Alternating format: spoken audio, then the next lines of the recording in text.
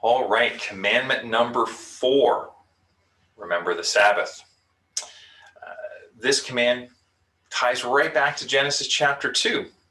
It's also a command that Christians have really swayed really strongly over the generations how to properly view and observe the principles of this command.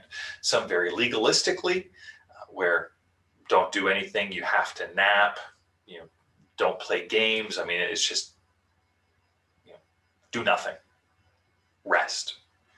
2, just don't work, but enjoy the day, recreate. And I want to say there's struggle in both extremes, and how we are called to observe Sabbath. It's a conversation to have with God and with your family. But let's dive in a little bit. This topic really deserves more than 5 minutes.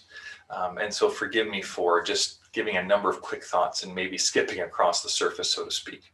But again, if something of this tweaks your heart, tweaks your interest, send questions into the church, or spend some time just reading.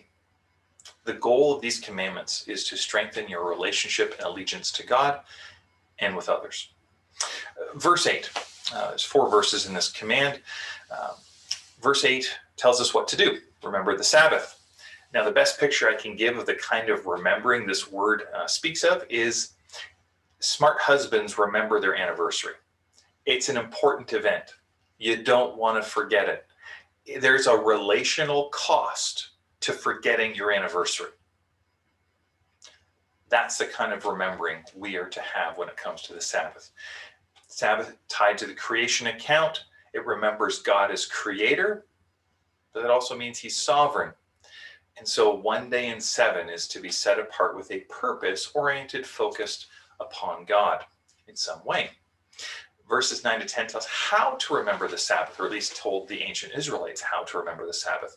No work for anybody, including those of your household. Remember, for the covenant people of this era, wives, there'd be slaves potentially, or servants. It was everyone got a day off. That was unheard of in the ancient world. At least to give your employees, your servants, time off. Again, we should remember we're not to view work as a punishment, at least not biblically. Biblically, work is a gift that provides opportunity not only to receive provision for ourselves and our family, but to participate with God in the blessing he's looking to bring into his creation. Before humanity sinned in the garden, Genesis 2:15, God gave them work. The fall has impacted how we feel about work and how hard work is in different things. But work is a gift, not a curse. We also need to remember no other nation had the relationship Israel had with Yahweh, and this commandment is about calling them to regular remembrance of that relationship. God is the provider, God is the king. And verse 11 explains why. The word Sabbath comes from the meaning of the word to cease or to rest. And that's where the idea of no work comes from. But when this commandment gets repeated in Deuteronomy, there's an addition. So I encourage you to go there in Deuteronomy 5 and take a look at it. In this, they're also commanded to remember they had once been slaves. This is the second generation that hears this. That they've been a generation kind of removed. They would have been kids. They wouldn't have remembered maybe the fullness of what slavery had been like, but they were to remember that's who you were as a nation. You were forced to work every day. Now you are free to rest with the God who has rescued you. And this also reflects the pattern of creation, where God rests the 7th day, setting a pattern for those in relationship with God to follow. So here's the question. How do you regularly take time to remember who God is, what he has done for you, and his calling on your life? Now, when we get to the New Testament, who knows how long, we'll see we're not to be approaching the Sabbath in legalistic terms. For example, not arguing over which day of the week it should be. Mine's not Sunday.